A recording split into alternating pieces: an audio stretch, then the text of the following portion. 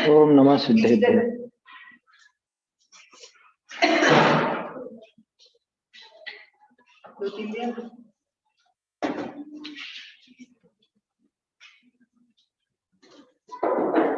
कारुणमुक्कारं जणवरवसहस्रवड्ढमाणस्य दंसनमग्गमगच्छामि जहातं मम समासेन।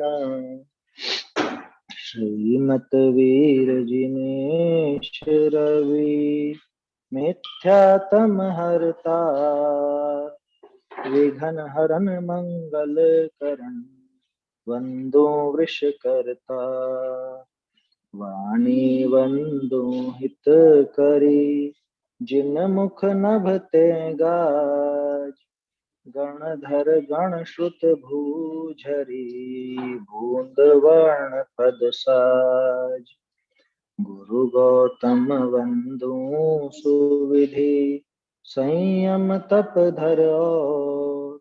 जिनते पंचम काल में वर्त्यो जिन मत दो। कुंद कुंद मुनि नमो कुमत ध्वांत हर भान। पाहुड़ ग्रंथ रचे जिनहि प्राकृत वचन महान।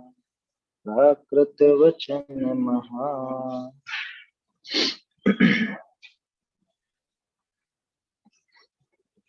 ये कुंद कुंदाचार्य देव की अमर कृति अष्टबाहुड़ है और इसमें भी अपन दर्शन पाहुड़ पर अभी बात कर रहे हैं।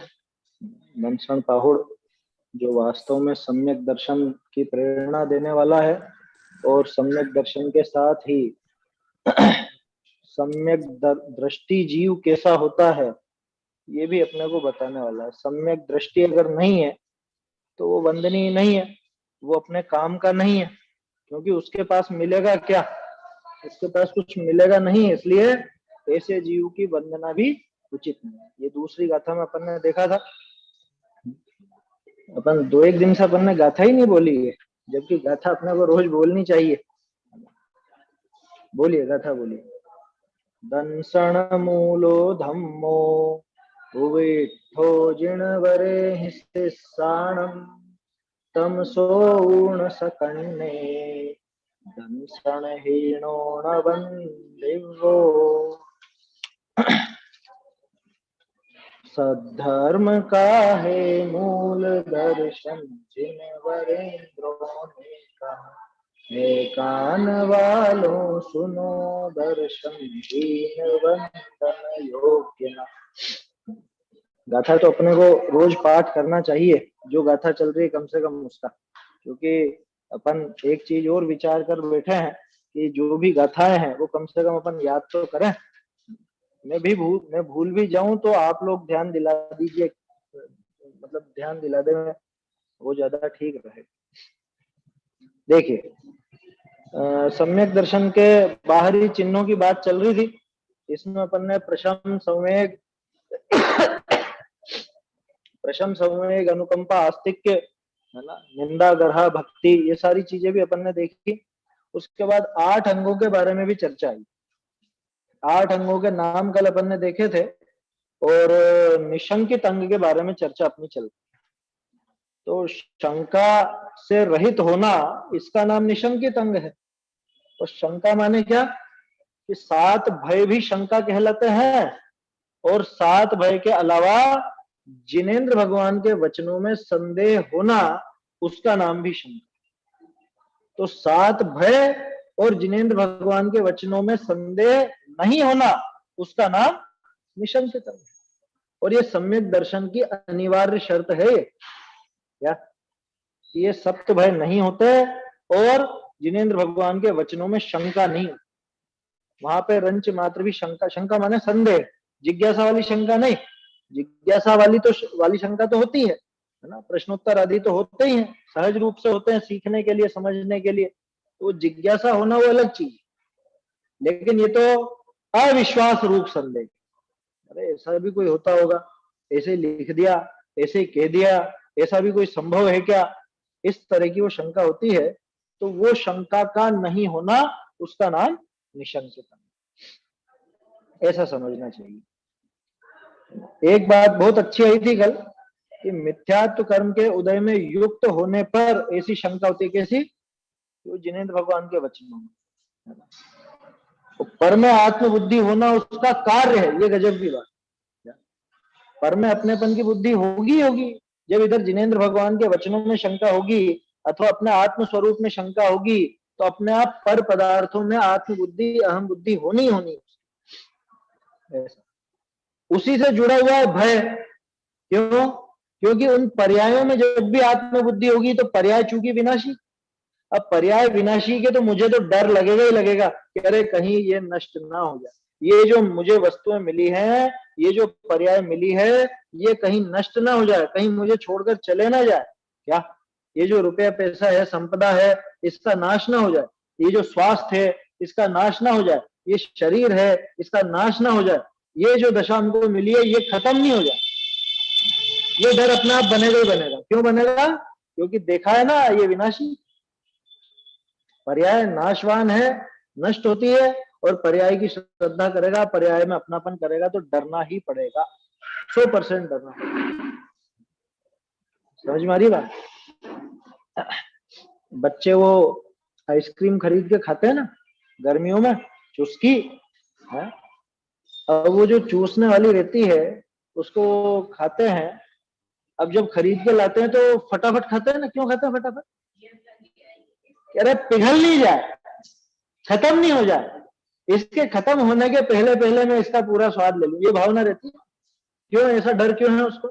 वो डर इसलिए क्योंकि उसको पता है ये अभी पिघल जाएगी, ये खत्म हो जाएगी। ठीक ऐसे ही ये पर्याय नाशवान है, नष्ट होती है, तो जिसको वो नाशवान में एकत्व है वो तो दुखी हो गई। अब मान लो कोई छोटा बच्चा हो, है ना, अब वो छोटे बच्चे ने वो आइसक्रीम ले तो ली, और उसको बहुत वो पसंद करता है, बहुत अच्छी लगती है उसको, क्या मेरी आइसक्रीम, मेरी बहुत प्यारी आइसक्रीम, बहुत उसको ममत्व उससे राग है। क्या होगा कि रोएगा, थोड़ी देर में रोना ही पड़ेगा, क्योंकि वो तो पिघलेगी पिघलेगी, ये हाथ में लेगा और वो पिघलना चालू होगी, तो थोड़ी देर में जब वो पिघलेगी तो अपने आप उसको दुख होना ही होना है। समझ में आ रही है बात? क्यों होना है? क्योंकि नाशवान से प्रीति करी, उस नाशवान में एकत्व किया। ऐसे ही यहाँ ये जो पर्याय हमको मिली है, ये जो बाहर में अनुकूलता अथवा जो भी संयोग मिले हैं, उनमें अगर एकत्व का भाव है, उनमें अगर प्रीति पड़ी है, तो निश्चित रूप से भयभीत भी होगा और दुखी भी होगा। भय जुड़ा हुआ है इससे, जैसे उस बच्चे को भय जुड़ा हुआ है ना, भय है ना वहां पर कि फटाफट खा लूं, फटाफट खा लूं, क्यों? कि पिघल जाएगी। है समझ? तो ऐसे ही सीधा बालक हो और वो खाने बैठा, महंगी आइसक्रीम भी लेकर के आया, तो उसके माँ बाप क्या कहते हैं? फटाफट खा, अभी पिघल जाएगी, फटाफट खा ले। वो क्या देख रहा है इधर उधर, जल्दी से खा। क्यों? कि उनको भय है कि ये पिघली और सारा मजा किरकिरा हो जाएगा, कुछ सारे पैसे दे। ठीक उसी तरह से जब ये पर्याय के प्रति ममत्व बुद्धि होगी, एकत्व बुद्धि होगी, तो वहां पे निश्चित तौर पे भय खड़ा ही होगा। क्यों? क्योंकि पर्याय नाशवान, नाशवान में एकत्व किया तो रोएगा, भयभीत होगा, इसलिए भय होता। आया समझ में? तो ये बात हुई थी अपनी। अब इसमें प्रश्न खड़ा हुआ था, क्या 7 भाइयों का नाम अपन ने देखा था, इस पे थोड़ी चर्चा भी करेंगे। पहले 7 भाइयों पे चर्चा कर लेते हैं, उसके बाद प्रश्न की बात करें।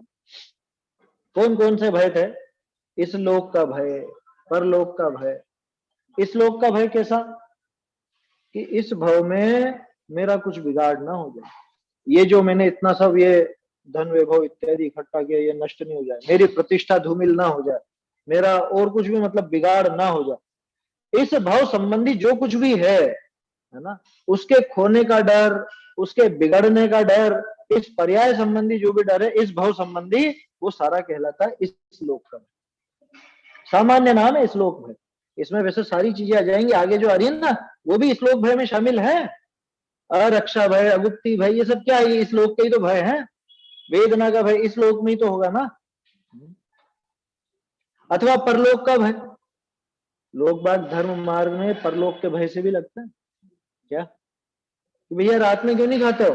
अरे रात में खाएंगे तो नरक जाना पड़ेगा, है माने अगर नरक नहीं जाना पड़े तब तो तू खा लेगा रात में। मान लो ऐसी उसको गारंटी दे दी जाएगी, अरे कोई दिक्कत नहीं है, खाओ पियो, तुम नहीं जाओगे नरक वरक, जाओगे ही नहीं। ये आशीर्वाद दे दिया गया तुम्हें। गुरु जी ने आशीर्वाद दे दिया ऐसा क्या, कि तुम तो आओ आराम से खाओ पियो, बस हमारी भक्ति कर लेना, अगला भाव तुम्हारा पक्का, कोई नरक वरक नहीं जाओगे, मत चिंता। अगर नरक का भय मिट जाए, वो निगोद का तिर्यंच का भय मिट जाए, तो इन जीवों की प्रवृत्ति कैसी होगी ये देख ले। मुझे ऐसा लगता है आधे से ज्यादा मंदिर आदि आने ही छोड़ दें। अगर आगे परलोक का भय ना हो तो मंदिर आने ही छोड़ दें। मतलब अब इसकी बारीकी समझना आप, कि वो मंदिर भी उस भय से प्रेरित होकर के आते हैं। जगत के जीवों की एक प्रवृत्ति होती है, कोई भी काम के पीछे दो मुख्य भावनाएं होती हैं, या तो लोभ या भय। या तो किसी लोभ से अपन वो काम करते हैं, या भय से अपन काम करते हैं, है ना।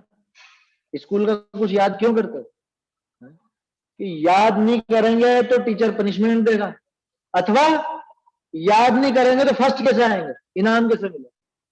या तो इनाम का लोभ या दंड का भय, दोनों में से एक काम करता है। समझ में आ रही है बात। और ये सिर्फ अपन ये धार्मिक बात ही नहीं, लौकिक में भी देखना, लौकिक में भी लोग बाग अगर न्याय नीति से चल रहे हैं तो दंड का भय है। समझ में ही बात। अगर वो राज दंड का भय ना हो तो लोग बाग पता नहीं कितना अनाचार करें। अगर सजा नहीं मिलती हो तो कोई भी किसी के घर में घुस के उठा लाए ना कभी, लेकिन वो भय चलता है। ऐसे ही ये परलोक का भय इसको धर्म मार्ग की तरफ लेकर के आता है। अब इससे आगे बढ़ के थोड़ी सी बात करते हैं। उस भय से अगर वो धार्मिक क्रिया करता है तो उसमें मिथ्यात्व का पोषण नहीं हुआ है? ये विचार करके देखो भाई, ये भय किसका पोषक है, ये भय उस मिथ्यात्व के कारण हुआ ना, और उस मिथ्यात्व को ही पोषता है, उसी भय से ये यहाँ पे आया है। तो ये भी इसका एक तरह से सांसारिक प्रयोजन ही है। बारीकी से विचार करना। अगर परलोक के भय, टोडरमल जी ने लिखा है ये क्या, अगर वो अगले भव में स्वर्ग मिलेगा इस आशा से वो धर्म साधता है तो लौकिक प्रयोजन ही तो साध रहा है, क्योंकि विषय भोगों की दृष्टि छूटी का उसकी। स्वर्ग की इच्छा है ना, क्यों है स्वर्ग की इच्छा, अरे वहां पे सब बढ़िया बढ़िया बढ़िया अनुकूलता रहेगी, माने वो 5 इंद्रिय के विषय भोग मिलेंगे। तो 5 इंद्रिय के विषय भोग की लिप्सा तो अंदर में पड़ी हुई, वो छूटे कहां आए समझ में। यहाँ ब्रह्मचर्य के से रहो, यहाँ ब्रह्मचर्य का पालन करो, वहां देवियां मिलेंगी। अरे तो तेरी ये भोगों में लिप्सा छूटी कहां, कि यहाँ उपवास करो वहां खूब लड्डू मिलेंगे, तो तेरी वो लड्डू मतलब वो मिठाई में या उस भोजन में लिप्सा छूटी कहां है तेरी। समझ में आ रही है बात। तो फिर क्या मंदिर नहीं आएगा, अरे ये मूर्ख जैसी बात कहां से लाए, मंदिर नहीं आए क्या, धर्म नहीं करें क्या, अरे भय से मत कर, विचार पूर्वक कर कि मेरा हित इससे होना है, ये विचार कर, और कोई दिक्कत नहीं। आज तक अगर उस भय से भी आया है तो भी कोई दिक्कत नहीं, अब सुधार ले अपनी मान, अब तो सुधार, अब वो भय छोड़, निर्भय होकर के करे वो काम जो करना है। श्रेणिक था ना निर्भय, क्या कहा गया कि अगला भाव नरक, कि कोई दिक्कत नहीं स्वीकार, कि उसका अगला भाव तीर्थंकर मोक्ष, कोई दिक्कत नहीं स्वीकार। अरे तुमको नरक में भी समस्या नहीं और तीर्थंकर बनने में भी समस्या नहीं, क्या अरे वो सारी पर्याय है और मैं पर्याय रूप हुई नहीं क्या, और नरक में जाऊंगा तो भी मैं तो मैं का मैं ही रहूंगा, और मोक्ष चला जाऊंगा तो जो अभी हूं वही रहूंगा, उसमें क्या फर्क पड़ गया। समझ में आ रही है बात। तो पर्याय बदलेगी तो पर्याय तो अभी पलट रही है, उसमें क्या बड़ी बात। तो नरक का उसको गम नहीं, और तीर्थंकर पने का, स्वर्ग का अथवा और भी उसको कोई लोभ नहीं, उसका कोई खुशी नहीं उस बात की। क्यों, क्योंकि उसने द्रव्य को देखा, इसलिए उसको भय भी नहीं और लोभ भी नहीं। ठीक है, और इसको भय और लोभ क्यों है, क्योंकि ये पर्याय पर अटका हुआ, ये पर्याय बुद्धि पड़ी हुई है, पर्याय में एकत्व पड़ा है, तो इसके भय भी है और लोभ भी। और ये भय और ये लोभ, ये दोनों के दोनों मिथ्यात्व के सूचक हैं, इतना तीव्र हो तो। समझ में आ रही बात। तो ये परलोक का भय, तो परलोक का भय नहीं करें क्या, आप तो परलोक का भय तो आचार्य देव ही कराते हैं, कि भैया तुम यहाँ पे अगर ढंग से नहीं रहोगे, अभक्ष भक्षण करोगे तो नरक निगोद में जाओगे, तिर्यंच बनोगे, ढोर जैसे खाओगे तो ढोर जैसे ही बनोगे। आया समझ में? ढोर जैसे मतलब भाई कहते हैं ना वहां पे वो गिद्ध भोजन, खड़े खड़े वहां बफर में जाकर के खाएगा तो बस वो आगे का जीवन भी ऐसे ही मिलने वाला। इधर से उधर स्टॉल पे भागता है ना, बस ऐसे जिंदगी भर भागता रहेगा खाने की, ये मिलेगा। तो बोलो डराते हैं कि नहीं आचार्य देव? डराते हैं। तो फिर क्या गलत है अगर हम डरे तो? अरे वो डराते हैं तुझे धर्म मार्ग में लगाने के लिए। अब तू लग गया है तो अब तो असलियत समझ, या अब तो असलियत समझ कि क्या है वास्तविकता। तो परलोक का भय होना चाहिए कि नहीं होना चाहिए? बोलो। परलोक का भय वो करे कि जिसका परलोक होता हो और बिगड़ता। मेरा परलोक नहीं होता और मैं जिस मार्ग पर हूं वहां परलोक बिगड़ता नहीं, मोक्ष मार्गी का क्या परलोक बिगड़ेगा बताओ? समझ में आई बात? अभी वो प्रश्न आपके दिमाग में उठ रहा होगा, उसको रखना, आगे आ रहा है क्या? सम्यक दृष्टि को भी तो भय और लोभ होते हैं, वो सारी बात तो आगे आ रही है। और कौन सा भय? मृत्यु का भय। मृत्यु का भय तो सबको होता है। क्या हुआ? क्यों हो जाएगा स्वच्छंदी?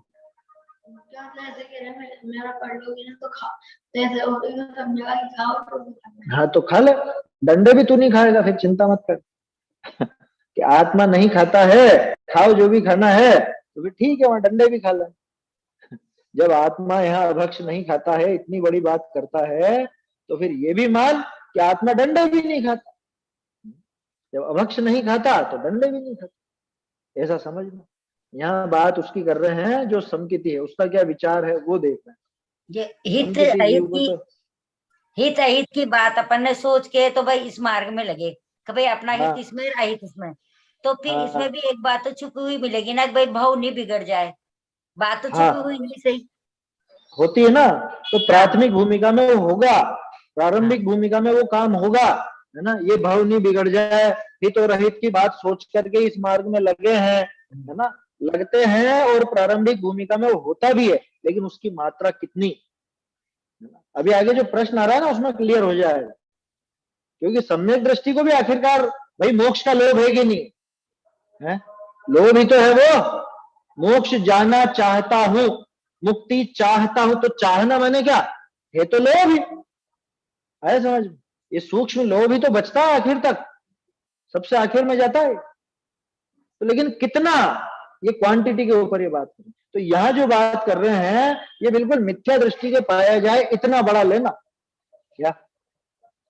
और जो इस लोक या परलोक के वो भय से या परलोक के लोभ से, भय और लोभ दोनों ही है, स्वर्ग का लोभ और नरक का भय, ऐसा समझना।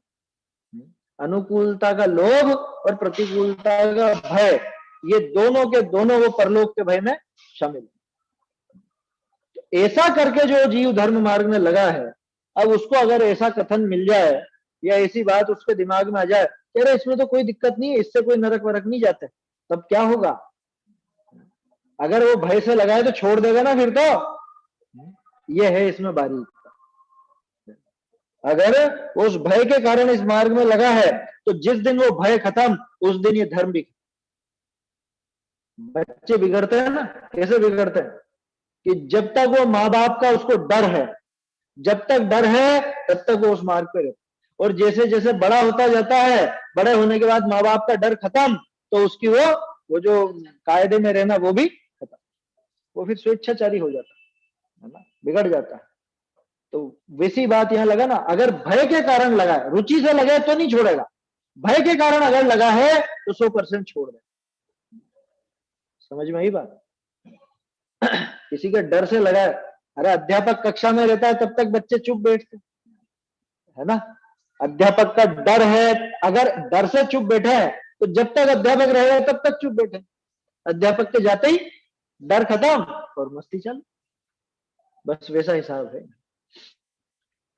पहले शायद मैंने एक आप लोगों को उदाहरण भी दिया हो, हमारे यहाँ का असली किस्सा है क्या, किसी ने उनको बता दिया कि तुम्हें चंद्र प्रभु का इष्ट है और इससे तुम्हारे सारे काम सधेंगे आगे। दोनों पति पत्नी 2-3 साल तक कंटिन्यू आते, बराबर स्वाध्याय। समझ में आई बात है ना? ध्यान क्या वो लगातार आता, और ऐसे परीक्षा लो बिल्कुल फर्स्ट, एकदम सही बढ़िया उत्तर देंगे सब, ऐसा। और बाद में आना गायब। आना गायब क्यों? कि पहले असल में दिन उल्टे चल रहे थे, प्रतिकूलताएं बहुत थी, तो प्रतिकूलता से घबरा करके वो इधर लगे। अब जैसे प्रतिकूलता से घबरा के लगाए ना, तो प्रतिकूलता उसका प्रेरक कारण थी। अब वो प्रेरक कारण गया तो ये धर्म का काम भी खत्म। वो प्रेरक कारण था, वो प्रतिकूल था। अब वो प्रतिकूलता जैसे ही खत्म हुई, अनुकूलता आई, तो वापस वैसा का वैसा ही आचरण गायब। फिर उसके बाद आई, अब पूछे भी सही तो कि हाँ हाँ अभी समझ नहीं, अभी ऐसा है असली किस्सा है हमारे यहाँ। वो तो बाद में मालूम पड़ा कि किसी ने कह दी थी उनसे, है ना, थे श्वेतांबर, और किसी ने ऐसा बोल दिया कि तुम चंद्रप्रभ जी का इष्ट है, तुम उनसे काम सधेगा तुम्हारा, तुम्हारे दिन उल्टे हो रहे हैं, ये चंद्रप्रभ जी से सधेंगे। तो हमारे चंद्रप्रभ जी का मंदिर है, वहां स्वाध्याय करते थे पहले, तो वहां आने लग गए। तो बोलो ये फर्क पड़ता है। अगर वो भय से प्रेरित होकर के आया है, तो जिस दिन उसका भय खत्म होगा उसी दिन धर्म छोड़ देगा। अगर वो लोभ से प्रेरित होकर के आया है, तो जिस दिन वो लोभ की पूर्ति नहीं होगी, ये छोड़ देगा। इसलिए कभी भी किसी को धर्म मार्ग की प्रेरणा दो तो सच्चाई बता करके दो, कोई लोभ से या भय से मत देना। समझ में ही बात? जैसे बच्चे को आप सिखाओ कि बेटा तू रोज मंदिर जाया कर, तेरे बहुत अच्छे नंबर आएंगे और ऐसा होगा और वैसा होगा, तू नमोकार बोल करके परीक्षा देना, तेरे बहुत अच्छे नंबर आएंगे। अब जब उसका पेपर बिगड़ा, उसके बाद कह रहे किस काम का है नमोकार, तो श्रद्धा खत्म हो जाएगी उसकी। है समझ? जिस दिन काम नहीं बना उसी दिन छोड़ बैठेगा। अरे तू एक बार या मंदिर तो आके देख, तेरे सारे के सारे काम सद जाएंगे, है लौकिक तेरी जो भी इच्छा है वो सब पूरी हो जाएंगी। नहीं होगी तब क्या करोगे? तब क्या? अरे किस काम के भगवान? ये महावीर स्वामी के बरसों से मैं पूजा करता रहा, लेकिन मेरा तो कोई काम ही नहीं सब। कि तूने समझा ही गलत था इनको, तू गलत इच्छा लेकर के यहाँ आया था और गलत व्यक्ति के पास आया। समझ में? गलत व्यक्ति के पास मतलब समझिए ना भाई, वीतरागी भगवान से, और तू चाहता ये हो जाए ये हो जाए, तो क्या नहीं होता ये काम? हमने तो सुना है सांसारिक प्रयोजनों की सिद्धि भी होती तो है। टोडरमल जी का पेज मोक्ष प्रकाशक का पेज नंबर 6 और 7 बहुत अच्छे से पढ़ ले। अनंतादिक से प्रयोजन सिद्धि, क्या वो सब काम होते हैं? कैसे होते हैं? जैसे फसल के साथ वो भूसा भूसा सब आ जाता है, उसकी इच्छा करके मत करना। लेकिन धर्म का साधन पंच परमेष्ठी का सेवन उनकी इच्छा लेकर के मत करना। उनकी इच्छा लेकर के अगर करोगे तो उल्टा पाप का ही बंद है ना। निकांक्षित अंग का घात, वो निकांक्षित में आ जाएगी। और तो इसलिए कभी भी उस भय से या लोभ से प्रेरित होकर के काम नहीं आया। समझ में? तभी जाकर के धर्म का स्वरूप समझ में आए। और अगर किसी लोभ से या किसी भय से अगर अपन धर्म साधने बैठे हैं, तो धर्म हाथ आने वाला नहीं। तो ये समझ में आया, इस लोक का भय, परलोक का भय, मृत्यु का भय। मृत्यु का भय तो सबको ही होता है, अरे मर जाएंगे, मर नहीं जाना, ऐसा काम मत करो, मर सकते हैं ऐसे काम में। मृत्यु का भय ऐसा कि आपके सबके घरों में फ्रिज में दवाइयां पड़ी ही होंगी। क्या आकस्मिक जो भी मान लो, अगर कोई रोगी है ना, कोई रोगी है तो उस हिसाब से रखते ही। और बहुत से लोगों को तो ऐसा रहता है कि इमरजेंसी के लिए भी रखो, अचानक क्या काम पड़ जाए, अचानक किसी को जरूरत पड़ जाए, ऐसी भी दवाई ला करके रखूंगा। क्या है समझ? अचानक किसी का हार्ट फेल हो जाए तो हार्ट अटैक से बचने के लिए जो भी दिया जाता हो, मुझे ज्यादा जानकारी नहीं, तो वो भी रखूंगा मैं सुरक्षित। फ्रिज में इंजेक्शन भी रखूंगा तत्काल। अरे तू न्योता दे रहा है उनको, बीमारियों को। क्या तू चाहता है कि ये हो? जैसे बहुत से लोग होते हैं ना, वो आजकल चलता है ना क्या, हेल्थ इंश्योरेंस, स्वास्थ्य बीमा। अब स्वास्थ्य बीमा करा लिया और साल भर बीत में आया, अरे बीमार तो पड़े ही नहीं कोई है? अब पैसे कैसे वसूल करेंगे? कह रहे मूर्ख, तू पैसे वसूलने के लिए, तू बीमे के पैसे वसूलने के लिए बीमार होना चाहता? खैर वो दूसरी बात है। यहाँ तो यूं है, मृत्यु का भय। मृत्यु का भय इस जगत में लगभग सभी जीवों को रहता है। मर नहीं जाए, मर नहीं जाए, मर नहीं जाए। नहीं मरे उसके लिए क्या करो, महामृत्युंजय का पाठ करो क्या, और वो यज्ञ कराओ और वो विधान कराओ क्या। आजकल तो अपने में भी कराने लग गए बहुत से, पता नहीं उठ पटांग। काल सर्प का निवारण कराओ है, क्या क्या बिल्कुल माथे में भूसा भरा हुआ है, समझ में नहीं आती है बात। भाई जो तेरे कर्म बंधे हुए हैं, वो जो तूने बांधे हैं, वो तो उदय में आने ही आने हैं। वो बुलाया तो उन्होंने, मतलब उनको तूने ही है, तूने बुलाया है, तो ते सहे क्यों नहीं जी रहा, ते कर्म पूरब ये खोटे, अब जो जो भी है खोटे हैं कि खरे हैं, सहे क्यों नहीं जी रहा, वो तो तुझे आने आने। और सबसे खास चीज है, मृत्यु होती किसकी, जैन दर्शन को सुनने वाले के मृत्यु का भय जाता रहता है, धीरे धीरे धीरे धीरे कमजोर कर, डरता नहीं है जैन। आए समझ में, जैन नाम जो पड़ा है ना, जीतने वाले के ऊपर है। जिन बोलते जिन, जिन माने, जिन शब्द का क्या अर्थ, जो जीते वो जिन, और जिनका भक्त वो जैन, तो वो भी जीतेगा, वो हारेगा क्या। आए समझ में, तो जो जीते वो जैन है, वो डर के नहीं भागता, वो मौत से भागता नहीं है। पूरे विश्व में सबसे अलौकिक वृत्ति होती है जैन की, जैन गुरुओं की भी और उन गुरुओं के शिष्यों की। समझ में आ रही है बात, बिल्कुल हंस करके गले लगाते, क्योंकि जानते हैं ना कि मौत मुझे आती ही नहीं, मौत कभी मुझे आती नहीं, ये वास्तविकता है। अजर अमर हूं आत्म स्वरूप बोलते तो हो आप, आए समझ में, मृत्यु मुझे आती नहीं। वो बाबूजी की पंक्तियां हैं बहुत सुंदर, छाने छाने आती है वह आती है आने दो, है? मेरे जीवन की छत पर वह छाती है छाने दो, मेरे मेरे घर की छत है कुलिश की बनी हुई, आने दो कुलटा को नाच दिखाने दो, ऐसा करके कुछ है। उसके बाद फिर और पंक्तियां लिखी कि आने दो और मौत को मौत का मरघट बन जाने दो, क्या मेरे पास आएगी मौत तो खुद मर जाएगी। आया समझ में, क्यों, क्योंकि मैं अमर तत्व हूं, सुधा सिंधु मेरा जीवन है, नहीं मुक्ति का मैं प्रत्याशी।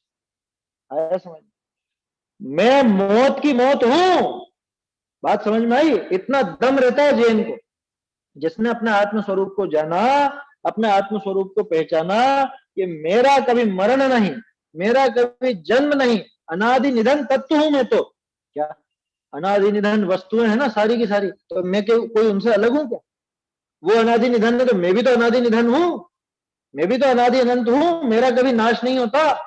और जिसको ये बात पता चले उसको मृत्यु का भय कैसे हो। हाँ थोड़ी आकुलता हो सकती है, राग अभी मौजूद है, वीतरागी नहीं हुआ है, तो थोड़ी घबराहट भी हो सकती है, वो सारी बातें हैं, लेकिन ऐसा कोई वो बिल्कुल पागल सा नहीं हो जाए, मृत्यु का भय उसको माथे पे नहीं चढ़ेगा, उसको जितना राग है उस अनुसार तो आता है, आता है, लेकिन है तो भय है? तो मृत्यु का भय सबको होता, ठीक है ना। अरक्षा का भय, अरक्षा का भय क्या है, अरक्षा का भय, ये जो सारी वस्तुएं नष्ट ना हो जाए, रुपया पैसा समाप्त ना हो जाए, व्यापार समाप्त ना हो जाए, कोई लूट कर न ले जाए, मेरे कपड़े न फट जाए, मेरा घर न टूट जाए, मेरा परिवार न बिछड़ जाए, ये सब आरक्षण, सारी चीजें ले लेना, कुल मिला के जो कुछ भी मिला है उसके बिगाड़ का भय, वो अरक्षा का भय। इसको अनरक्षा भी कहते हैं, अरक्षा भी कहते हैं, दोनों ही बात, कि रक्षा कौन करेगा, किसकी शरण लेंगे, कोई रक्षक ही नहीं होगा, वो अरक्षा का भय। अरक्षा के भय में ये ताला भी आ जाएगा क्या, ये ताला लगाओ ढंग से, हैं, सो रहे हो पहले घर के सारे दरवाजे चेक करो, कुंडी साकल वगैरह सब लगेगी नहीं लगे ढंग से, कोई चोर वोर नहीं आ जाए, ये सब क्या है, ये है अरक्षा का भय, इसको कहते हैं अरक्षा का भय। समझ में आ रही है बात, तो ये भी होता है जीवों को। अच्छा, आरक्षा का भय अकेले परिग्रह वालों को ही होगा क्या, माने मनुष्यों को ही होगा क्या। आरक्षा का भय मालूम सबसे ज्यादा किसको होता है, आरक्षा का भय होता है सबसे ज्यादा देवों को। जब वो 6 महीने बचते हैं ना, तब हालत देखा कर,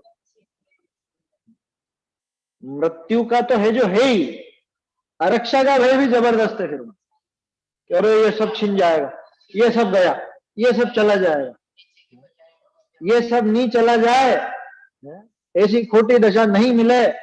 पहले भी कई बार अपन ने बात की, 5 जगह कुल है देवों के जाने की, कुल 5 जगह, उनमें से मनुष्य तो गिनती के ही होते हैं, संगी पंचेंद्रिय तिर्यंज भी गिनती के होते हैं, रह सहे सारे के सारे एक इंद्रिय में आया समझ में। देव तो सम्यक दृष्टि होते हैं ना, क्या देव तो सम्यक दृष्टि होते हैं, तो उन्हें भाई कैसे? कौन से देव? स्वर्ग के देवों की बात कर रहे हैं अपन, देवगति के देव सारे सम्यक दृष्टि थोड़ी ना होता। अच्छा, हाँ, सब सम्यक दृष्टि नहीं होता है, अधिकांश संख्या तो मिथ्या दृष्टियों की है।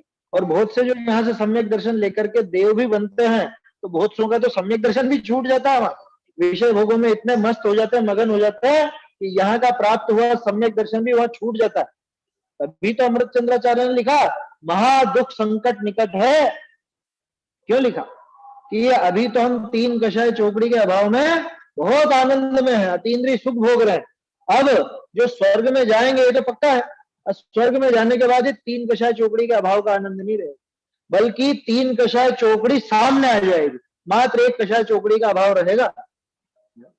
पहले जो हम हर अंतर मुहूर्त में लबालब भरचक और लगातार वो आनंद की धार चलती थी, क्या इतने मोटे मोटे 8-8 इंच के पाइप से वो धारा आती थी, अब वो 6 महीने में एक बार 5 इंच की तूतड़ी से जरा सी बूंद टपकेगी। क्या समझ में ही बात? अब जरा सी वो एक आध बूंद टपकेगी, वो भी 6 महीने, और वो भी इतनी नहीं रहेगी, थोड़ी सी रहेगी, रहेगी तो आनंद की, लेकिन बहुत कम।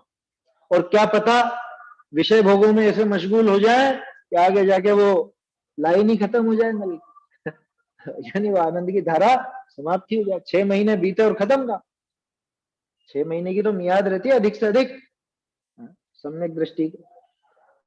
तो इसलिए उन्होंने लिखा महादुख संकट है ना, देव सारे सम्यक दृष्टि नहीं होते, जिसमें जो 3 प्रकार के देव हैं, भवनत्रिक जिनको अपन कहते हैं, वो तो पैदाइशी तो मिथ्या दृष्टि होती है ना, पैदाइशी मिथ्या दृष्टि होता है, बाद में कोई ले ले तो ले भी ले सम्यक दर्शन, बहुत कम लेते हैं लेकिन उनमें से। और स्वर्ग के देव वो भी अधिकांश मिथ्या दृष्टि पैदा होती है, समझ में। और सम्यक दृष्टि जो होते हैं उनका भी विषय भोगों में अटक करके कभी कभार सम्यक दर्शन छूट भी जाता है। अब बोलो क्या करना वहां से, है ना। इसलिए देवों को भी वो भय रहता है ना। बात तो इस पे उठी थी ना, देवों को कैसे अगुप्ती का भय, अपनी कोई बात ओपन नहीं हो जाए, कोई हमने ऐसी बातें पहले हुई हैं वो ओपन नहीं हो जाए, मैं बचपन में मैंने बहुत गलतियां की हैं, अब तो मैं बहुत अच्छा हो गया हूँ, क्या जगत के सामने बहुत अच्छा कहलाता हूँ, वो मेरे बचपन का वो दोस्त है, उसको सारी बातें मालूम है, ये कहीं ये उजागर नहीं कर दे। बोलो होता है ना ऐसा है? अरे इसको सारी बात पता है पहले की, ये था वहां पे, ये कहीं उजागर नहीं कर। अब तो सोशल मीडिया का जमाना है ना, सोशल मीडिया में एक कहावत है, इंटरनेट कभी मरता नहीं। समझ में ही बात?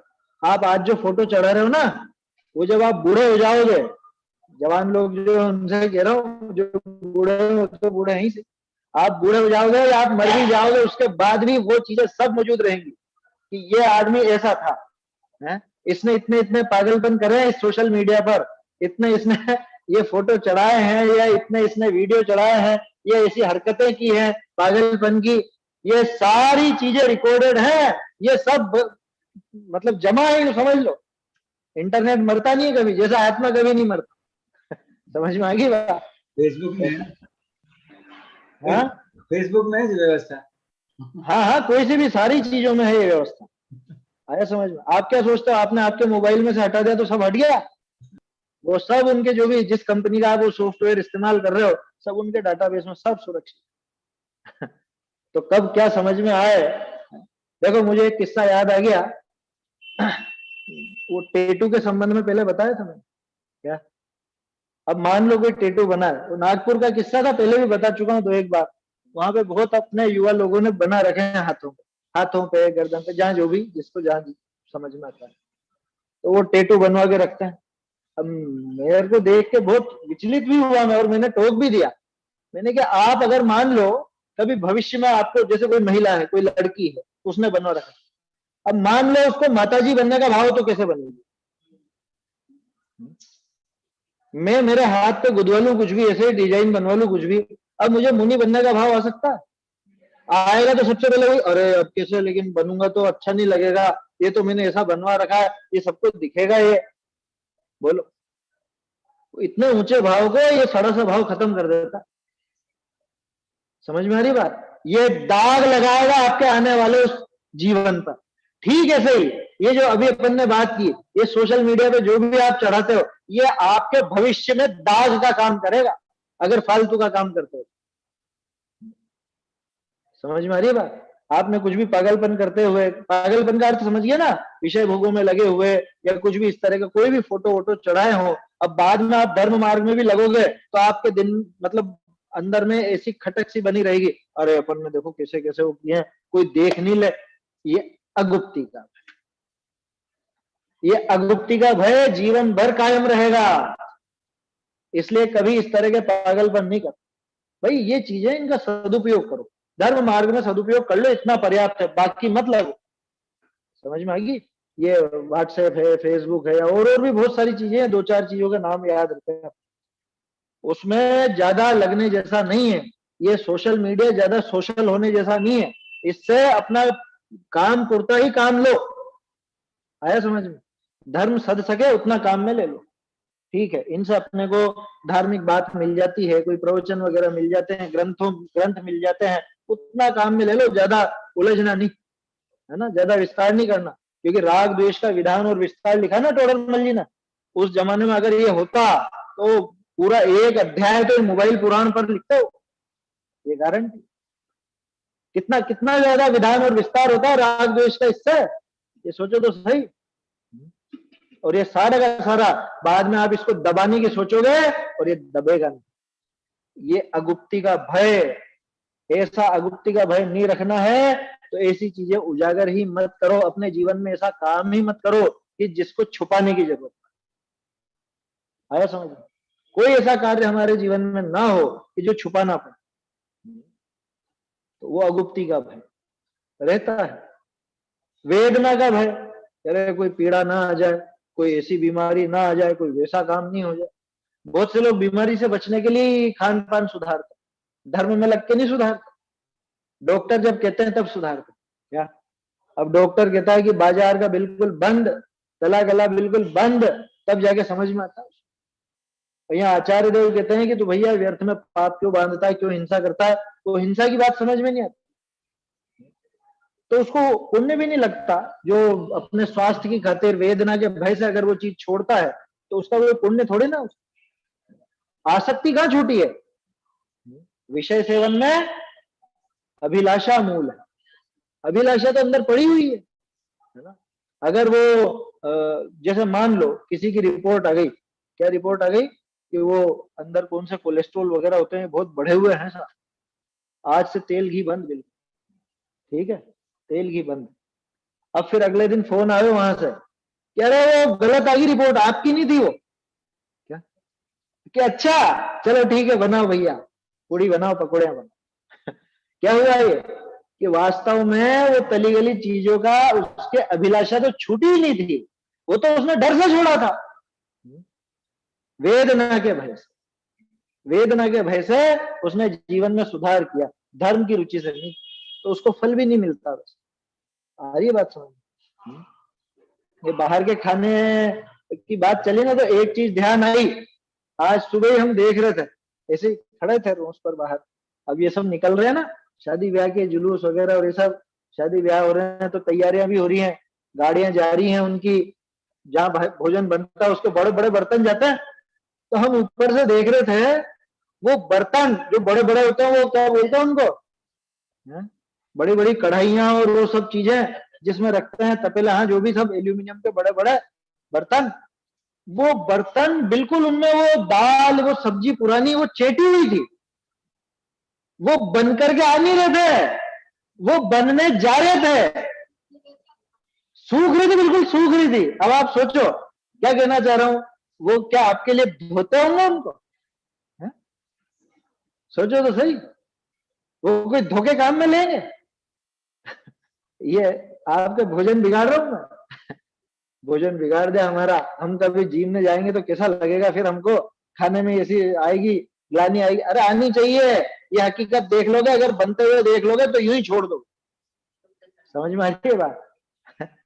वो जो जो बर्तन होते हैं उनको वो साफ भी नहीं करते, धोते भी नहीं है, ऐसे देखे गए। और फिर हमको ध्यान आया, होटलों पे कभी आपने देखा हो जो चाय की थड़ियां होती है, होटल होते हैं, वो चाय के मग्गे होते हैं ना, छोटे छोटे ग्लास होते हैं, कैसे देता है उनको? ये उठाए 4 उंगलियों में 4 ग्लास, ये पानी में डुबकी लगे, ये निकाला, ये साफ, ये धुल गया, और शौक से आप जाकर के वहां बाजार में चाय पी। तो इसलिए ये छोड़ो, ये बिल्कुल अपने काम का नहीं है, अपने खाने लायक नहीं है, अपने लिए वापरने लायक नहीं, बाजार का कुछ। ये तो प्रसंगवश बात आ गई, अपना प्रकरण नहीं चलता। ये तो वेदना का भय दिखा ना, तो वेदना के भय में ये भी शामिल कर लेना कि वहां जाके ऐसा खाओगे तो बीमार पड़ोगे, भयंकर वेदना होने वाली है। इसलिए वो अपने काम की चीजें, अपने लायक नहीं। और अकस्मात का, अकस्मात माना अचानक, अचानक पता नहीं क्या कुछ हो जाए, अचानक कुछ भी हो सकता है, कोई बीमारी आ जाए, कोई भूकंप आ जाए तो, है बिजली गिर जाए तो, अचानक ही कुछ कुछ भी हो जाए। अचानक में तो सब चीजें शामिल है, किसी को भी, खुद को या घर वालों को। अभी कल ही वो मरण हुआ ना, वो अचानक ही तो हुआ, किसको मालूम? अब वो अच्छा भला आदमी अजैन था, अच्छा भला व्यक्ति, और रात को सब उसकी दुकान से आया बताया, और रात में पाउच वाउच भी खरीद के उसने खाए, और उसके बाद सुबह उठा ही, नींद में साइलेंट थे। ये अचानक ही तो है सब, अकस्मात। अब इस अकस्मात का भय हमेशा बना रहता, हमेशा बना रहता। जैसे मान लो नींद में है ना, कोई मतलब सो रहे हो और घर पे अब वो अचानक से रात में आवाज सी निकालने लगे घबराहट की, क्या? तो सारे घर वाले घबरा जाते, ये क्या हुआ, अरे इनको क्या हो रहा, अरे इनको क्या हो रहा? नींद में आवाज ही निकाल रहा हो पूरा, बस। बोले नहीं होता है ऐसा? अरे क्या हो गया, क्या हो गया, ऐसे क्यों बोल रहे हो, ऐसी आवाज क्यों निकाल रहे हो, क्या हो गया? ये अकस्मात का भय, उसके साथ ये वेदना का भी है, और सब बहुत सारी चीजें हैं, रक्षा वरक्षा सबका भय शामिल है उसमें। मान लो भी चक्कर खा के एकदम से गिर जाए कोई, आ जाए सहज रूप से, ऐसे ही चक्कर आ जाए नॉर्मल, उसमें कितना घबरा जाता है? ये अकस्मात। और अकस्मात की व्यवस्था रखते हैं ना कि थोड़ा कुछ फंड ऐसे बचा के रखो, अचानक जरूरत पड़ जाए तो काम आवे। ये अकस्मात का भय रहता है सभी जीवों के। आहार, भय, मैथुन, परिग्रह, ये 4 संज्ञाएं प्रत्येक जीव को होती, संसारी, प्रत्येक संसारी जीव को ये चारों संज्ञाएं पाई जाती हैं, तो भय भी पाया ही जाता है। ठीक है साहब, अब बात आती है कि आपने ये 7 भय कहे, और आपने कहा कि निशंकित अंग उसका नाम कि जहां इन भय का अभाव हो, तो फिर सम्यक दृष्टि निशंकित कैसा हो? क्यों? ये सम्यक दृष्टि भी है तो संसारी, सम्यक दृष्टि को भी ये सारे भय तो दिखते ही है ना? क्या है प्रश्न कि भय प्रकृति का उदय तो 8वें गुणस्थान तक है, 8वें गुणस्थान के बाद जाता है भय। आया समझ में? देखो इनका क्रम ऐसा है कि क्रोध जाता है 7वें के अंत में, मान जाता है 8वें के अंत में, माया जाती है 9वें के अंत में, और लोभ जाता है सबसे अंत। तो ये 4 का तो सबको मालूम, लेकिन अब वो जो बाकी की 9 है, 9 कषाय, वो भी तो कोई क्रम से ही जाएंगी ना, तो वो इसी तरह से जाती है, 8वें में कुछ जाती है, 9वें में कुछ जाती है, इस तरह से जाती है। तो ये भय जो है, भय प्रकृति का अभाव 8वें गुणस्थान। तो क्या कहा कि साहब भय प्रकृति का उदय तो 8वें गुणस्थान तक है, 8वें गुणस्थान तक पाई जाती है, उसके कुछ भाग तक पाई जाती है, उसके निमित्त से सम्यक दृष्टि को भय होता ही है, क्योंकि वो उदय में आएगी तो भय तो लगेगा ही लगेगा। फिर भय का अभाव कैसा? अरे राम जी रोने लग गए थे लक्ष्मण को अचेत देख करके, राम जी भयभीत हो गए थे, सीता कहां गई, कहां गई, कहां गई, ये सब भय नहीं था क्या? वो तो क्षयिक सम्यक दृष्टि थे। फिर तो साहब भय तो 8वें गुण स्थान तक पाया जाता है। फिर उसके निमित्त से सम्यक दृष्टि को भय होता है, तो उस भय का अभाव कहाँ हुआ? और भय का अभाव नहीं हुआ तो आप कह रहे हो कि शंका माने भय, निशंकित माने भय का अभाव, और निशंकित सम्यक दर्शन का अंग, तो सम्यक दृष्टि के ये भय का अभाव कैसे, वो निशंकित कैसे होगा? देखो समाधान, समय तो हो गया है ये, लेकिन पढ़ते हैं, इतना तो पढ़ते हैं, पर निशंकित का तो पढ़ ही लेते हैं कि यद्यपि सम्यक दृष्टि के चारित्र मोह के भेद रूप भय प्रकृति के उदय से भय होता है, नहीं करी मना, तथापि उसे निर्भय ही कहते हैं। क्यों? कि उसके कर्म के उदय का स्वामित्व नहीं है। ये समय सार कर्ता कर्म अधिकार है। ज्ञानी उस राग का कर्ता क्यों नहीं?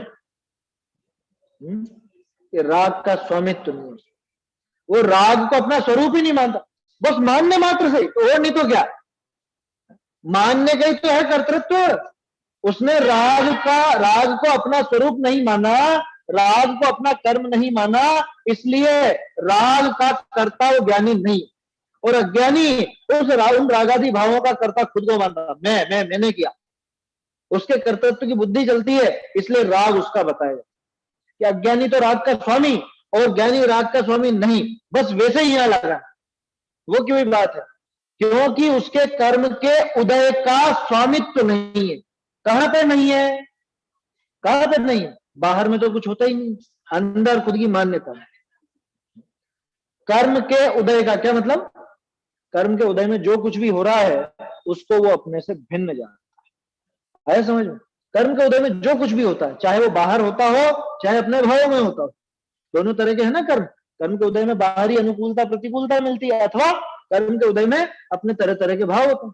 और कर्म का उदय वो एक क्षण की पर्याय के लिए ही आता है, एक क्षण की पर्याय मात्र है। और मैं तो पर्याय हूं ही नहीं, मैं तो द्रव्य स्वभाव हूं, मैं तो उससे बिल्कुल न्यारा हूं, निराला हूं। समझ में आई बात? तो उसके कर्म के उदय का स्वामित्व नहीं, और परद्रव्य के कारण अपने द्रव्य स्वभाव का नाश नहीं मानता। ये गजब की बात।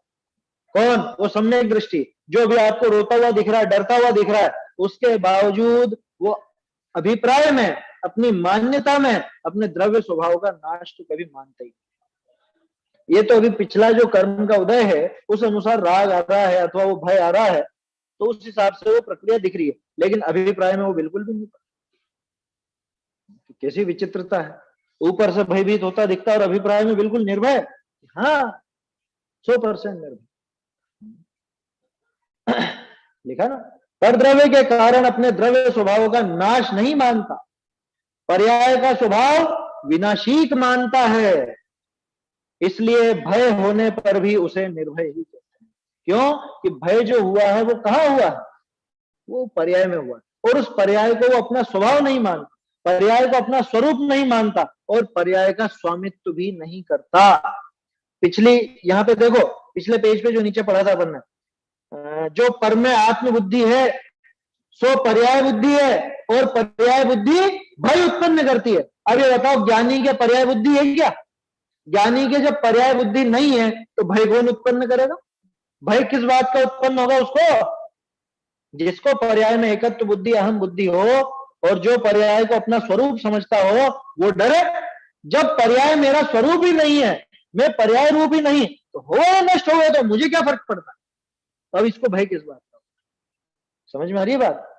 पर्याय का स्वभाव विनाशीक मानता है, इसलिए भय होने पर भी उसे निर्भय ही कहते हैं। क्यों? भय भी दिख रहा है कि हाँ हाँ ऊपर है, वो कोई दिक्कत नहीं, ऊपर ऊपर है, अंदर अभिप्राय में बिल्कुल भी भय नहीं है। भय होने पर उसका उपचार भागना, पलायन इत्यादि करता है। जब डरते हैं तब क्या करते हैं? भगेंगे, या कुछ भी, जो भी उसका प्रतिकार होगा वो काम किया जाएगा। भय में ताला लगाया जाएगा, भय में दवाइयां ली जाएंगी, भय में डॉक्टरों के भागा जाएगा, भय में दूसरे से डर के भागा जाएगा। कुत्ता पीछे पड़ जाए तो भागेगा ही सही, सम्यक दृष्टि भी भागेगा, लेकिन अंदर से क्या मानता है? कि वास्तव में मेरा कभी नाश होता है। वो अभिप्राय की चीज है, समझ में ही बात। अभिप्राय कौन से में, किसमें है अभिप्राय, कौन से गुण की पर्याय है? अगर श्रद्धा की तरफ से देखो तो श्रद्धा गुण की, और विकल्पों की देखो तो ज्ञान की। और ये जो भय हो रहा है ये कौन से गुण में? ये चारित्र में हो रहा है। कितना अंतर है, समझ में आ रही है बात? ये जो भय आया, भय कषाय के उदय से, माने भय प्रकृति के उदय में भय आया, ये हो रहा है चारित्र गुण की पर्याय। और वो जो अभिप्राय पड़ा है वो पड़ा है श्रद्धान। तो ये जो निर्भय कहा जा रहा है इसको, ये इसके श्रद्धान को देखकर, अभिप्राय को देखकर था। और चारित्र गुण में जो भय है उस हिसाब से कहते अरे डर गया डर गया डर, आया समझ में? चारित्र के विकार को देख करके भयभीत भी कह देते हैं, उसको कोई दिक्कत नहीं। लेकिन वास्तविकता किसके आधार पर नक्की होगी?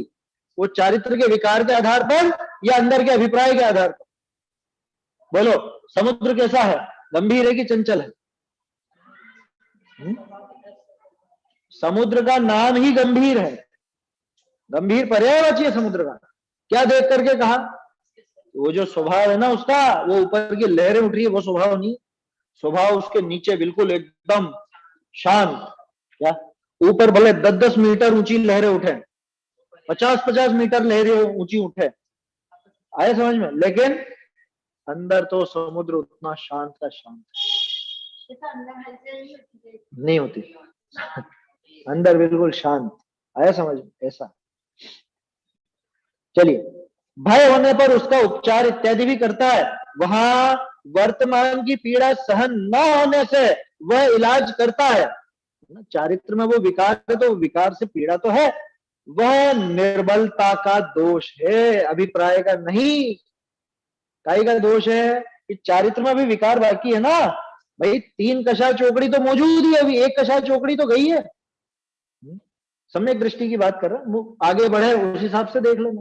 5 गुण स्थान वाले के 2 गई है तो 2 की तो बाकी है, मुनिराज के 3 गई है तो 1 तो बाकी है, और वो 9 कषाय तो बाकी है।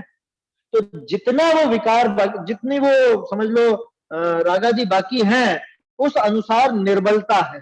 और ये जो नजर आ रहा है इसका भागना, प्रतिकार करना, भयभीत होना, ये सब उस निर्बलता की वजह से है। उसके अभिप्राय में जो बल है, अभिप्राय में जो निर्भयता है, उसकी वजह से।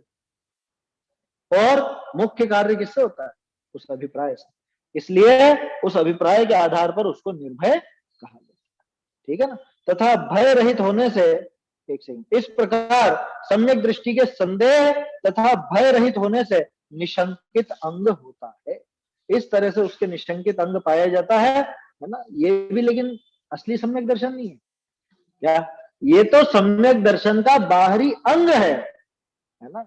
जो सम्यक दृष्टि होगा उसके ये बाहरी अंग, निशंकित अंग पाया जाएगा। और ये निशंकित पना देख करके भी हम सम्यक दर्शन का अंदाजा लगा सकते। तो ये निशंकित अंग की बात हुई। आगे के जो अंग है निकांक्षित आदि, उनके संबंध में अपन चर्चा आगे फिर कल करेंगे। है मुनिराज के किस संबंधी भय होता है? जैसे अब संयोजन जितना ही होगा जो कैसे होगा? अरे संघ पर संकट ना आ जाए, ऐसा भय आ जाए। अरे मेरी साधना अधूरी ना रह जाए, ये यहीं पे अधूरी, मैंने बहुत इसके लिए, मोक्ष के लिए बहुत तैयारी की है, ये अधूरा नहीं रह जाए मेरा काम, ऐसा विचार आ सकता है। 2 पांडव को किस बात का भय तो हुआ? अरे कहीं ये डिग ना जाए। और वो 3 तो नहीं डिगे तो वो तो चले गए मोक्ष, और इनको अपने साधर्मी का ऐसा भय लगा ये डिग न जाए, इतने मात्र में वो नहीं जा पाए। ऐसा भय होता, मेरा ग्रंथ अधूरा न रह जाए। आ सकता है ऐसा विकल्प, आ सकता। संजोलन जितना, लेकिन संजोलन जितना बहुत हल्का है ना, गृहस्थ जैसा। चलिए आगे की चर्चा कल करें। चैतन्य का स्मरण प्रतिक्षण ही करो रे, भव के अनंत दुख को क्षण में हरो रे, अक्षय अनंत निज सौख्य निधान पाओ, गाओ रे नित्य इसी के गीत गाओ।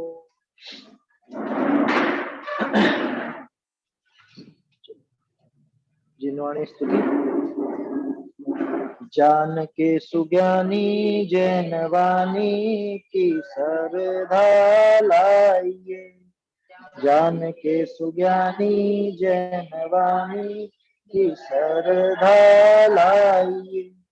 जा बिन काल अनंते ब्रह्म का, जा बिन काल अनंते ब्रह्म का, सुख न मिले कहूँ प्राणी। जान के सुज्ञानी जैनवाणी ढालाई।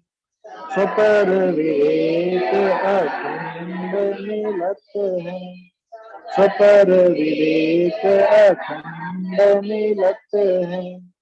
जाहि के सरधानी, जान के सुगानी जैनवाणी की सरधा लाइए। अखिल प्रमाण सिद्ध अविरुद्धत, अखिल प्रमाण सिद्ध अविरुद्धत, सद शुद्ध निशानी। जान के सुजानी जैनवाणी की सरधा लाइए। भागचंद सत्यारथ जानी, भागचंद सत्यारथ जानी, परम धर्म रजधानी। जान के सुज्ञानी जैनवाणी की सरधा लाइए। जान के सुज्ञानी जैनवाणी की लाइए।